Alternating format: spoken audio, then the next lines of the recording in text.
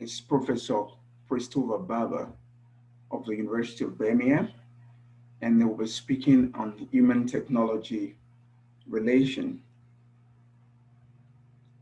So Professor Chris, Yes, hello. Shall I start sharing my screen? yes, Prof. Oops. Right, I should start off on the first slide. Okay. Yeah.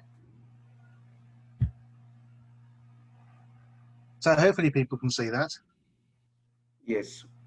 Yeah, good. So I'm going to talk about the challenge of explaining artificial intelligence. And the Kool-Aid and snake oil part are really just to emphasize that in a lot of, particularly in terms of newspaper coverage, people don't seem to know what they're talking about when they use the words artificial intelligence and get worried about all sorts of things. And there's a lot more basic things that they need to be worried about first. As I'm going to talk about what do we mean by explanation, and in particular, why should we expect AI systems to be able to explain something when we as humans find it so difficult to do that? And where should we place responsibility and accountability for AI systems in terms of their decisions and recommendations?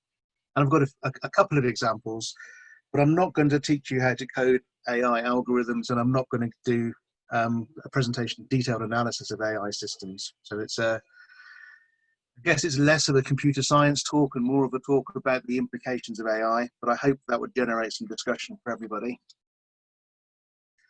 There was a recent article, opinion piece in the Observer newspaper, where John Norton was arguing that AI is potentially risky, and at the moment we're allowing it to behave in the way that the pharmaceutical industry perhaps was doing in the 17th, 18th, 19th centuries, with very limited regulation, very limited understanding of the risks, and very limited requirement for companies to demonstrate that their algorithms work effectively prior to launching them on the market.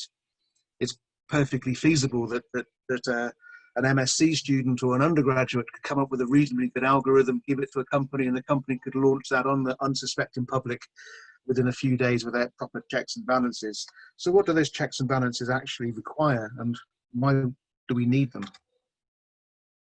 A growing number of people are interested and concerned about fairness, accountability, transparency in machine learning, and the FATML, I suppose they're like a pressure group, but it's a group of people who are very concerned about machine learning and making sure that it works effectively and appropriately. And some of the factors that they're concerned with include responsibility, accountability, accuracy, auditability, fairness.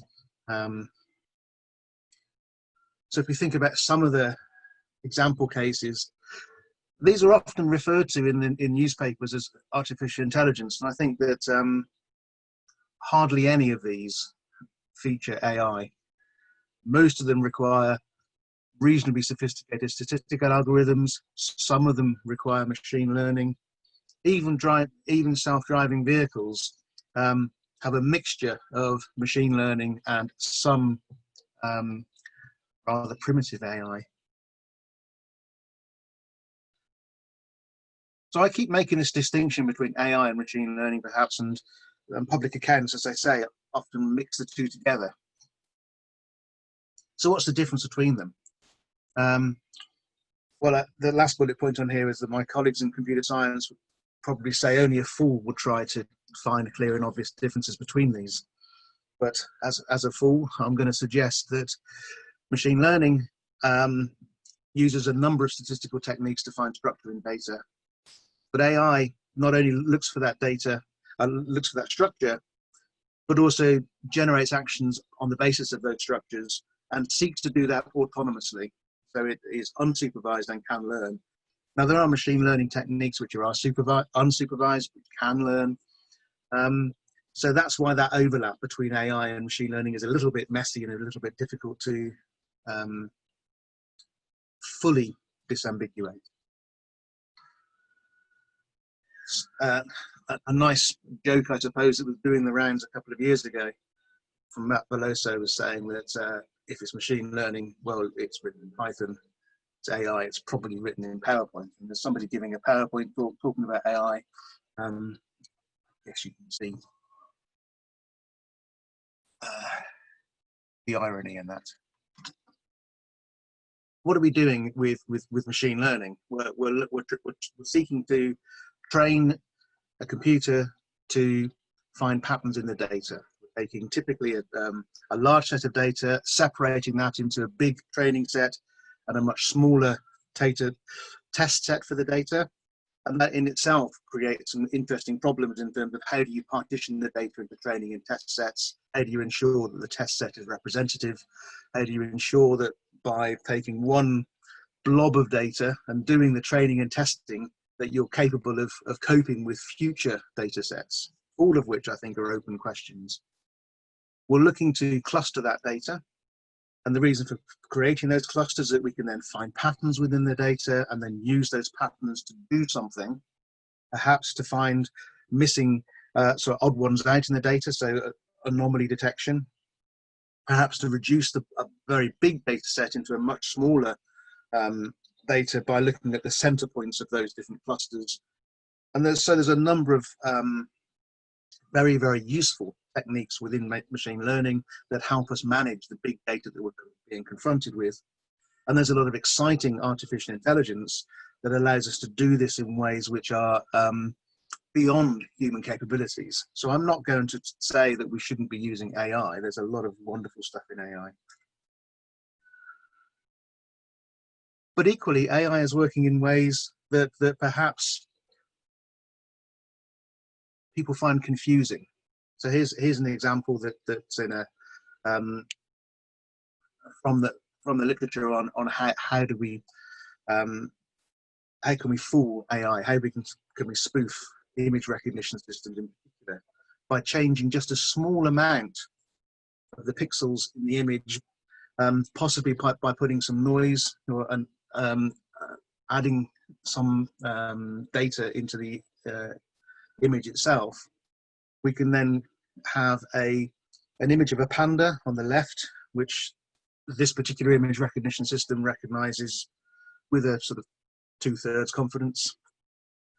We add some noise to it, and then it recognizes the same image as a gibbon, an ape, with much higher confidence. So it is now absolutely convinced that it has got the correct image, where we as humans can see that that's completely wrong and it's the wrong label. And there's a lot of work in adversarial neural networks, for example, looking at ways in which these images can be spoofed and fooled, partly because by doing that, we get a better understanding of how to protect against it and how to make a much stronger image classifier. But at root, the problem seems to be that the system doesn't know the difference between a panda and a gibbon, whereas we as humans do. And one of the points that I will be making in terms of explanation is that if we have completely different knowledge sets, explaining something becomes very, very difficult. We think about the recent press Aurora over A-level scores. This is not AI, it is just simply a bit of statistics. But trying to explain what happened becomes challenging. And I think if we can't explain statistical analysis, why on earth should we expect us to be able to explain AI-informed analysis? The big problem seemed to be that around 39% of A-level grades were downgraded. But a further problem was that there are increases in A-level grades in fee-paying private schools, far more so than in any other type of education sector. One of the interesting things about this was that the algorithm that was developed was designed to prevent grade inflation. Prior to it being used on the 2020 data, it was tested on last year's 2019 data. That is that the input to the algorithm was used to predict that same input. And you'd expect the match to be really high, because if you're applying some mathematical manipulation of data in order to get the same data, it would be surprising if you didn't do less than, say, 100%. But the complexity of the algorithm meant that the best performance was around 68%, the worst was 27%. So even prior to using this on the real 2020 data, there were known problems with the way the algorithm worked. I'm not going to go into details about the algorithm. Here's it listed. But I think that anybody with a reasonably good grasp of statistics could formulate this algorithm in a way that would allow the data fed into it to produce similar results to the Office of Qualifications. So what's happening here? Well, there's a number of things which are not to do with statistics and more to do with the surround of AI, I suppose, or the surround of the algorithm. First of all, there's an assumption that the teachers couldn't be trusted and will exaggerate the grades of their pupils, and so you need some quantitative approach to be able to minimize that risk. The problem is grade inflation, so you wanted to make sure that there would be sufficient match between this year's grades and previous years. And so normalizing to a statistical population, which is what this algorithm was seeking to do, would ignore the individual scores, so the grades aren't about individual pupils, but about data points in a school, in an education authority, in a national, that is English, examination system. But in addition to that, there is normalizing to a political, I suppose, or geopolitical population, which is re-emphasizing societal imbalance. So people from private schools are benefiting from historical data, that is, their schools traditionally do well at A levels, and so the algorithm will emphasize that. And these private schools will also have smaller class sizes, and the algorithm would often, if there were not enough data points, revert just to teacher evaluations and not apply an algorithm. So that is that the first point about trusting teachers seemed only to apply in fee-paying schools and not in state schools. So the point that I'm making then is that the algorithm, relatively complicated, yes, but certainly not as sophisticated as AI. The algorithm was doing more than one thing. And so in order to explain that algorithm, we have to understand more than one thing about it. Before I develop that point a bit further, I want to just do a very simple example. Some of you might know Simpsons paradox. It's fairly familiar within the statistical sciences. And I've got an example here where we're trying to say, well, out of two conditions, what's the percentage of recovery from a given population? And we can see simply that condition A, this is not meant to be a medical data, it's just an example. Condition A has a higher percentage recovery rate than condition B. Nothing about that. But if we partition the data, let's say by age groups, it's the same data. You can see that there are 100 plus 60 for condition A infected, 20 plus 40 recovered, that's the same. But now rather than condition A having a higher recovery rate, we can see that for the 18 to 30 group, condition B has a slightly higher recovery rate. For the 50 plus group, condition B has a much higher recovery rate. That is, by partitioning the data, we have now flipped the outcome. We haven't done anything magical to this. We've just rearranged how that we look at the data, and we've got the opposite result. Now, if we were looking at this as a public policy, as informing a public policy, and we're asking, where should we invest our money? Should we invest money to treat people with, let's say, condition B because we want to raise the recovery rate?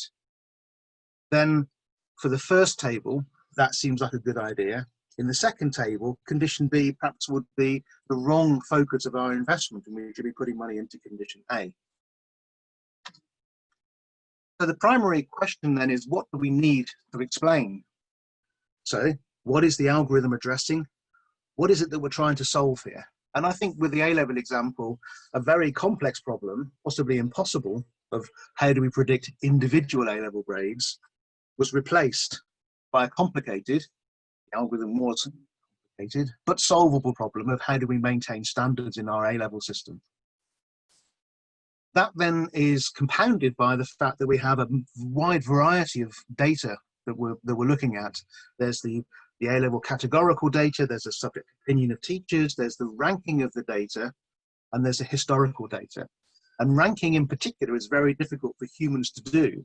If I ask you to think of all of your family friends and then rank them in order of how much you like them, not only does that seem a little bit weird to do, but also you could probably pick top 2 people and possibly a bottom 2 people, but then everybody else in the middle would be very difficult to put into any sensible ordering, and you probably keep changing your mind. So we're good at ranking extremes, but not very good at ranking in the middle. And because this algorithm was so dependent on that ranking, the class position, then lots of anomalies and errors occurred. So the data fed into the algorithm are structured according to particular statistical models and assumptions about the distribution. The implementation of that statistical model is what the algorithm does. And interestingly enough, in this case, in the A-level case, statisticians who offered help were asked to sign a non-disclosure agreement in order to make that algorithm non-public. And I think that accountability issue comes back again here, that why would you want a political algorithm to hide that algorithm from scrutiny? The performance and limits of the algorithm had already been tested, and you could see previously that the sensitivity of that algorithm was relatively poor. And perhaps there hadn't been sufficient sanity checking in terms of what were the unintended consequences of this. And so what needs explaining is the implication of applying this particular algorithm to these particular data, and understanding how particular features of the data, particularly in terms of the outputs, have more weight than other features, and possibly in terms of understanding the what if of what would happen if we change these features. So when we look inside the black boxes of artificial intelligence, we're moving from simple, understandable algorithms like the A-level into much more complex algorithmic systems that are very difficult to either fully appreciate or to visualize. Logistic regression, for example, is very easy to visualize. It's a simple type of correlation graph that you're familiar with. Decision trees are tree diagrams, as you'd expect. But when we move into random forests, these are collections of decision trees. And so you then get something which is much bigger and harder to visualize. When we get into the Gaussian models, these are essentially clustering techniques. And again, you can visualize these in 2 or 3 dimensions. But then when we look into weighted clustering with support vector machines, for example, those become more difficult to visualize. And when we get into layers of neural networks, which are then building, reinforcing particular policies that the algorithm is learning, that becomes very difficult to look into or to fully appreciate. So approaches to understanding artificial intelligence try to take a particular output and then understand how certain features contribute to that output. So local interpretable models like Lime on the right-hand side here, or Shapley models like the left-hand side, isolate particular features and show what their weighting is to a given output. That is that they take a local single output, single decision or conclusion, and say what features contributed to that. And that, I think you can see from the graphs, under the lower graphs, you can see the features, you can see the weighting, and you get a sense of how those features are contributing. But you could be seduced into believing that you now understand the entire model as opposed to understanding a local solution. And part of the problem with these types of visualization, I think, is that although they are intuitive and easy to understand, they might even be too intuitive and too easy to understand, simply because when you've seen this output, for example, you might then believe that you know exactly what the underlying neural network model is doing. But you might then be surprised when there's another output that shows a different combination of features. And then you realize that your initial assumptions may not be true. Another way of thinking about the output of AI would be the use of saliency maps. And here's a very well-known paper looking at artificial intelligence models that learn to play Atari video games like Pong, Space Invaders, and so on.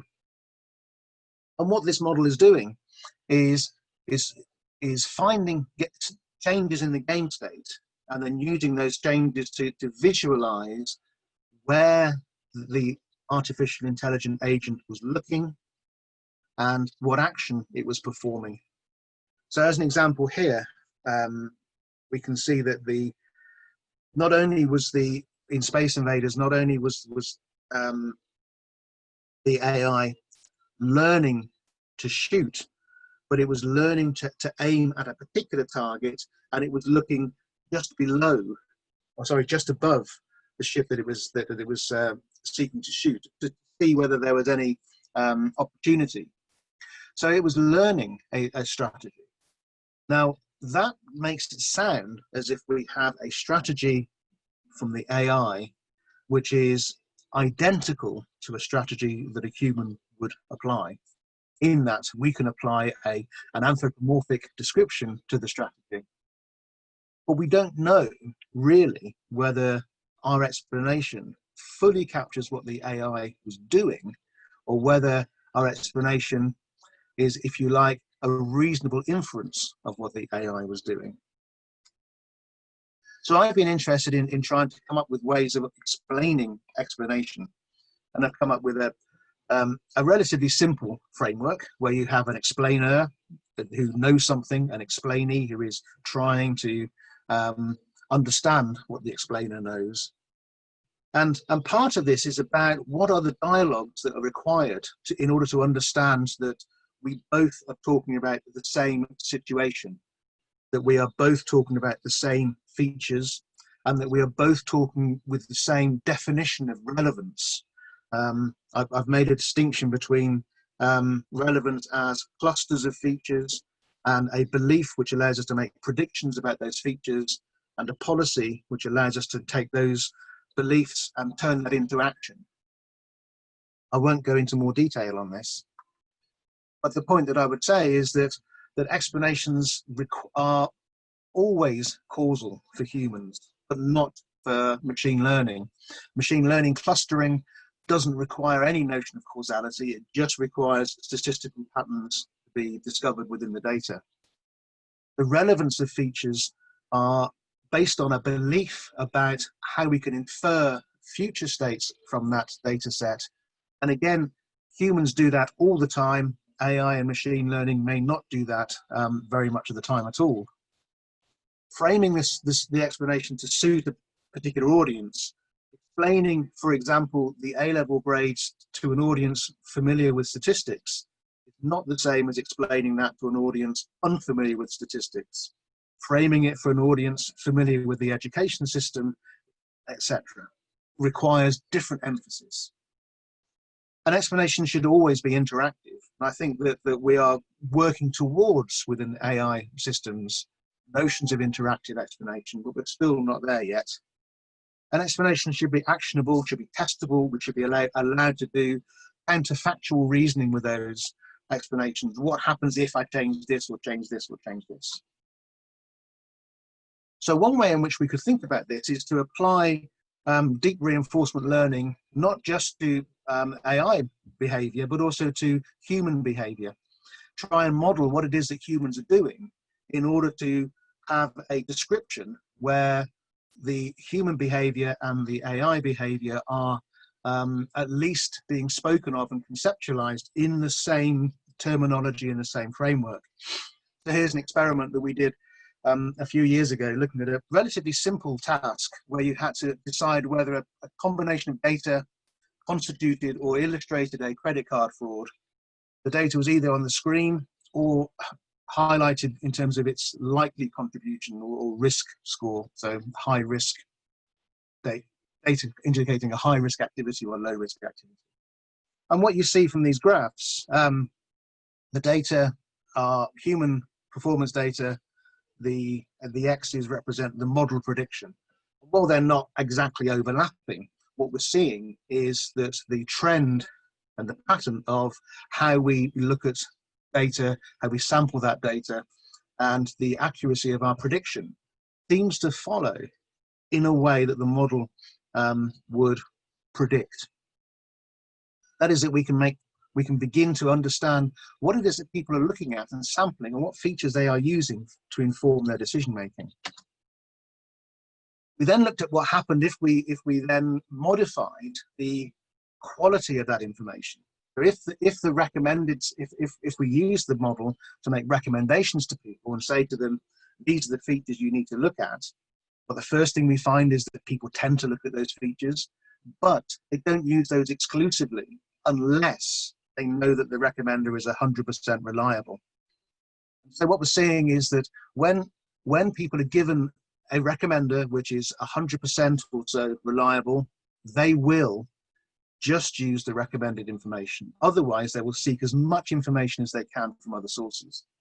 We modeled that here statistically in another paper, and you can see that that is a rational and optimal solution, that as soon as the accuracy of the advice drops below around 96%, typically it makes more sense to look at other sources of information and then weigh up or balance between the recommendation from the computer and other sources of information.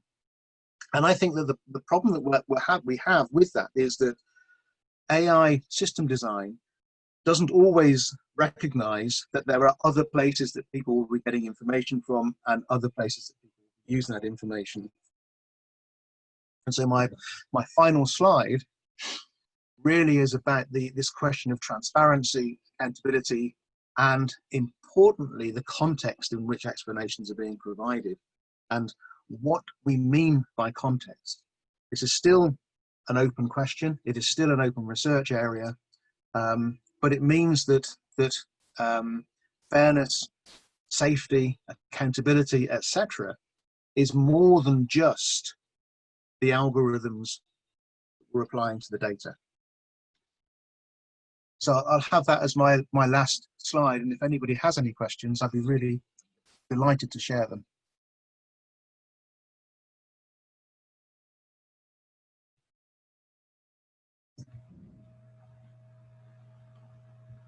Thank you very much, Professor Priest, for this wonderful presentation.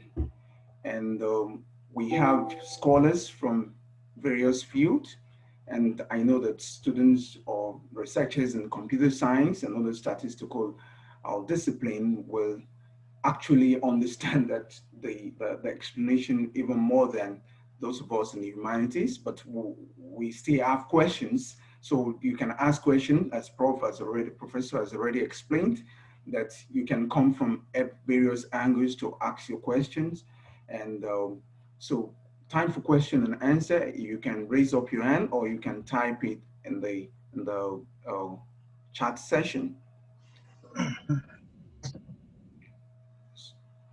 So before we have, as we are waiting for questions and answers, I just want to ask a question from Prof, that in simple terms, like for researchers in all the discipline, in simple terms, like what can we, apart from the common tools that we use that we know that are embedded with features of artificial intelligence and which actually a replication of human capabilities, what are the other points that we can also pick from the current growth that is taking place in scholarship in the artificial intelligence?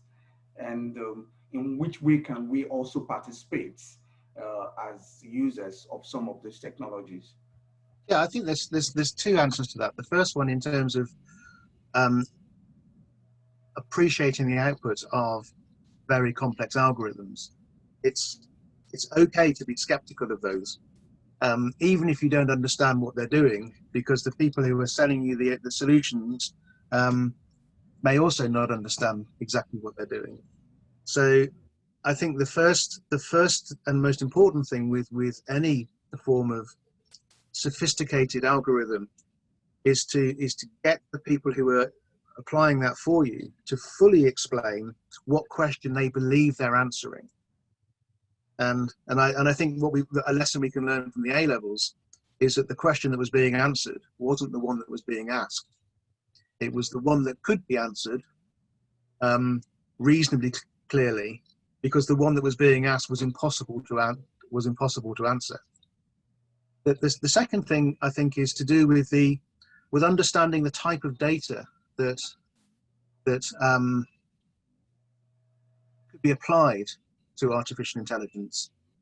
And if you think that really what you're looking for are patterns and clusters within very, very complex data sets.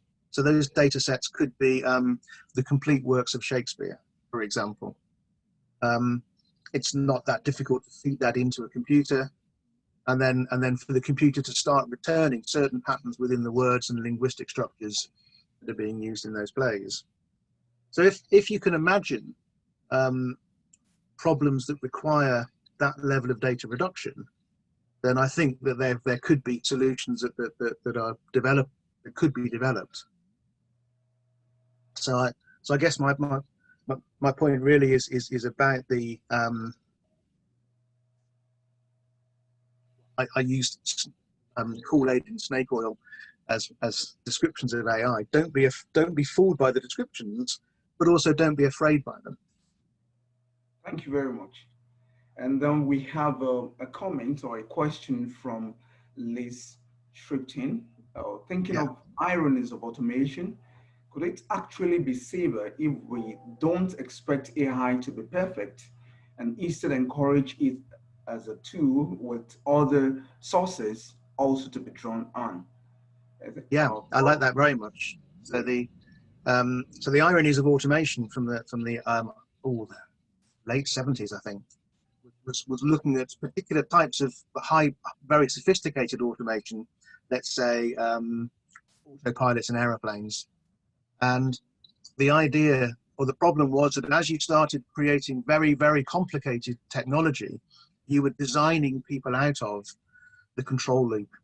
And the irony was that when that technology went wrong, people had to intervene.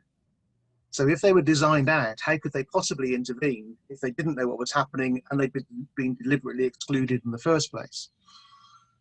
And I think that something similar may be happening with the more complex applications of AI, that as the algorithms become so complicated and so sophisticated and so difficult to understand, people feel as if they're being excluded from that reasoning process. Now, I think that the challenge then is understanding the system within which AI operates, as much as understanding the behavior of the AI. So I completely agree with Liz that what we should be looking at is AI which can never be perfect. When I say that it's okay as long as it's around 98, 99, 100% correct, then I really do mean that. And if it's below that, then I think we should design systems that allow people and encourage people to draw on other sources of information. It could be their own experience, it could be other data sets, and understand how to integrate that. And we're some way off up to that level of understanding, partly because I think we were being fooled into believing that AI will always be perfect and will always outperform humans. There was a demonstration by Babylon Health, for example, where they were comparing performance of their algorithms against the performance of general practitioners. on some I think first year medical tests, and they found that overall the performance was about the same. And they were saying, well, this is really good because it means that we can now use Babylon Health algorithms as a way of screening thousands and thousands of patients to triage them prior to assigning them or admitting them to hospital. And on one hand, well, yes, that's true. If you have an algorithm that behaves like a person, you could expect it to be used in a situation that people would be used for. But because we don't fully understand whether that algorithm is making the same decisions with the same features in the same weighting as a human, I think using it for triaging in that way is quite risky. Thank you very A much. question I'd ask to people, I suppose a question I'd ask to the audience would be, if you had a choice between having a medical condition diagnosed just by a computer or diagnosed by a human, how many people would be completely satisfied with the computer doing that diagnosis and giving them the results of that diagnosis? Okay. Professor Chris is asking us a question, the preference have in the situation of a computer and a human person. And for me, I will say that computer I may make reference to computer because of objectivity, and the output from the computer, it seems to be trusted because computer scientists made us to realize that um, those instruments have been programmed in a way that is stripped human biases and prejudices, and they are reliable and except if the rhetorics of has changed. So I think all the people took, you can raise up your hand or comments are coming in. Some people say we prefer computer. Stephen Thompson, if using computer, it needs human input as well. So some people are saying computer is not independent. I think computer. So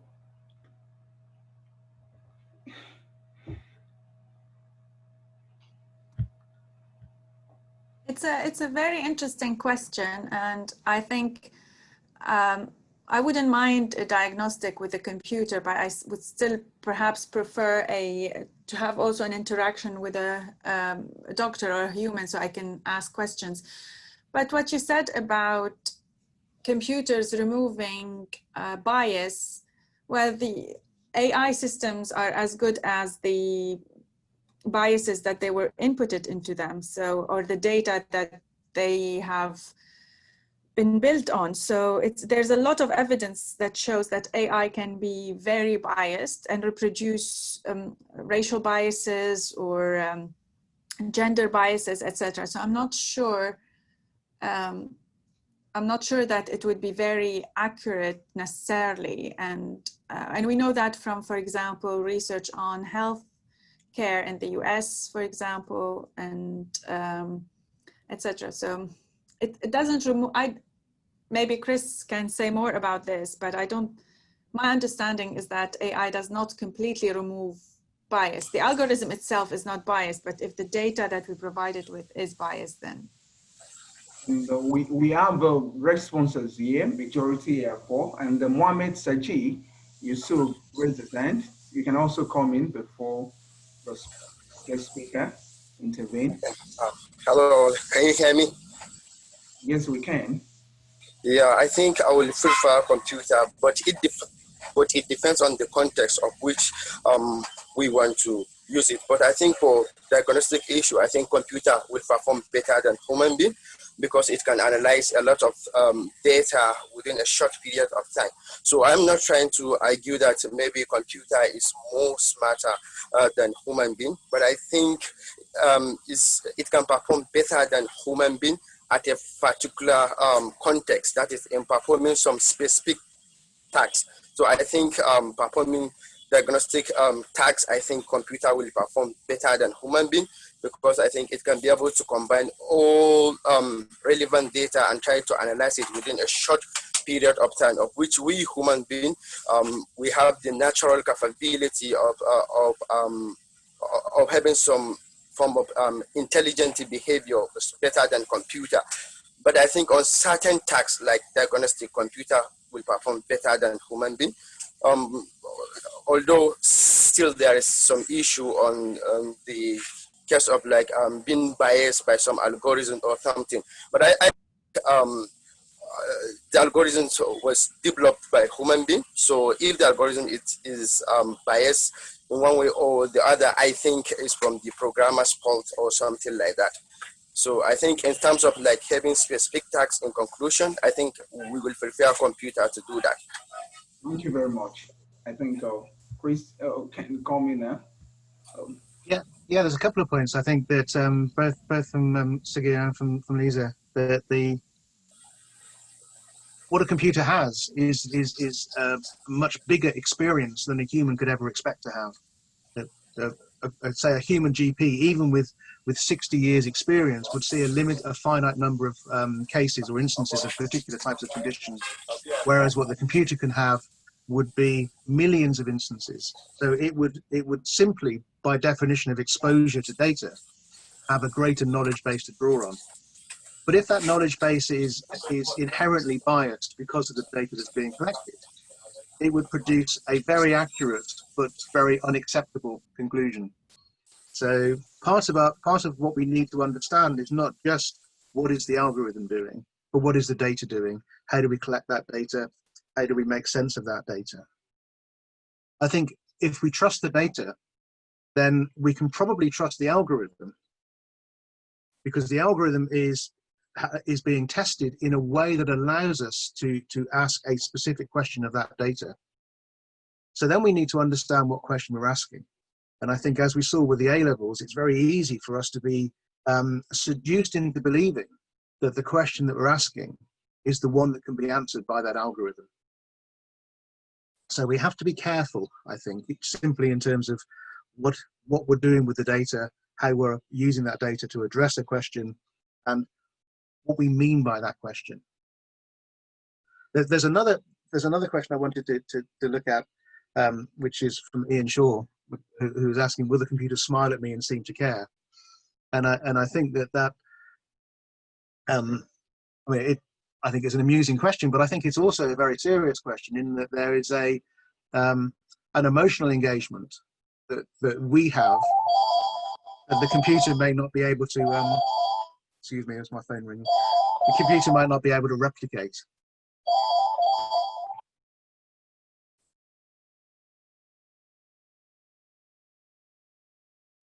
And because the computer can't replicate that emotional engagement, there's no reason why it should, because it doesn't have to have the emotional level or social levels and capabilities that we have. The way that it provides an explanation, the way it gives its output to us, could also seem either cold-hearted, or it could seem open to other forms of interpretation in ways that perhaps humans are much better at managing that dialogue between a human and an explaining system, whether that's another human or whether it's an AI. Having said that, I've met plenty of doctors who don't have particularly good social skills, who aren't very good at explaining what it is that they're diagnosing to a patient. So it's not just a problem with AI. I think it's a problem with humans and our understanding of what it means to explain something, which is still a difficult question.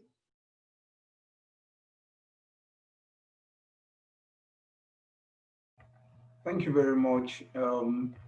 We still have questions in the chat room, and if we don't have questions, I just wish that Prof can also attempt or respond to the concern people are raising on the dependence of those artificial intelligence framework on human being. And I think it has also, part of your explanation in your work is the level at which those computer technology begin to work on their own, begin to get independent, like deep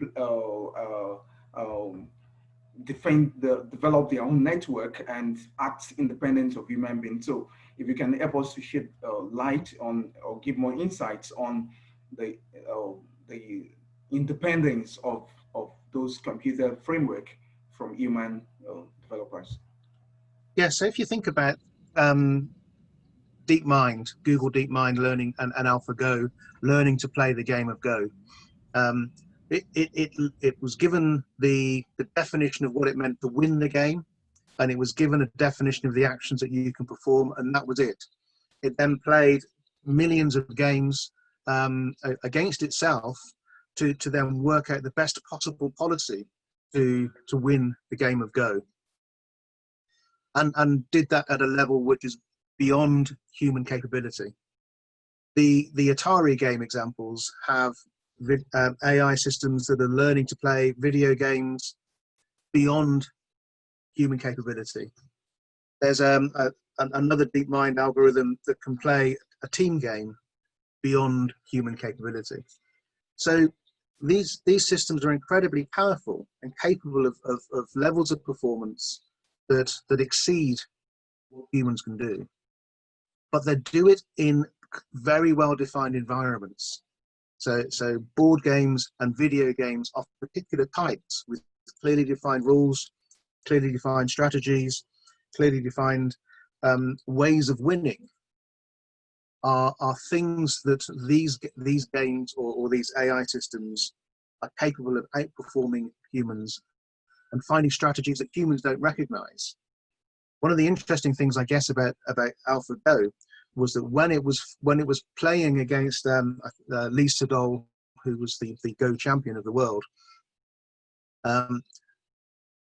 AlphaGo was performing moves that the people who were watching hadn't seen before.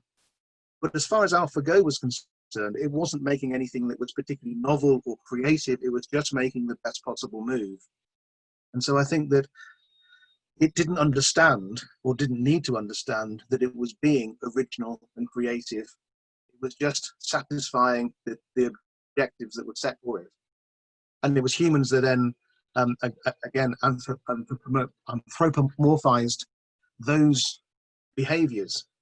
So I think that some of the fear that we have of AI is that we're seeing behaviors in an AI system which are perhaps unusual and unexplainable.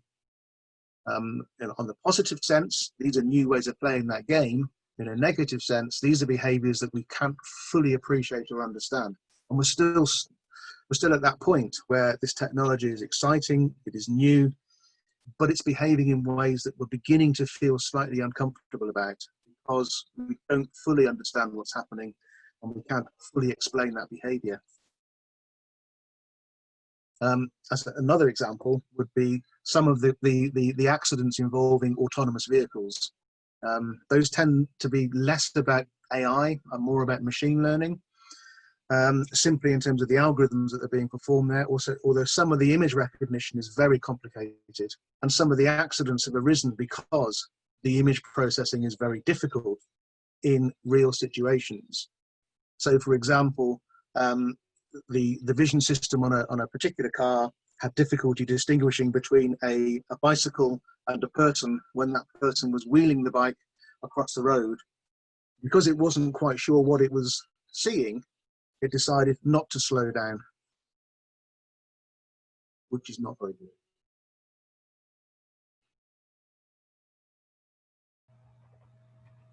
Thank you very much. And at this point, I think Dr. Lisa can help us to thank Professor Chris Barber for this wonderful presentation, and we proceed with other presentation afterwards. So, Dr. Lisa. Yes, thank you very much, Chris. That was very interesting and